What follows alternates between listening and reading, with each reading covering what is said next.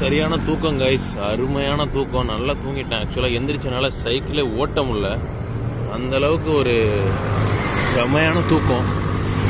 ஆக்சுவலாக sleep is very important அப்படின்னு நம்ம சைக்கிளிங்கில் சொல்லுவாங்க. என்னென்னா இன்றைக்கி நம்ம சைக்கிள் எடுக்கும்போது நமக்கு ரொம்ப தூக்கம் வருது அப்படின்னா பெட்டர் ஓட்டுறதுக்கு போய் தூங்கிடுறதே பெட்ரு.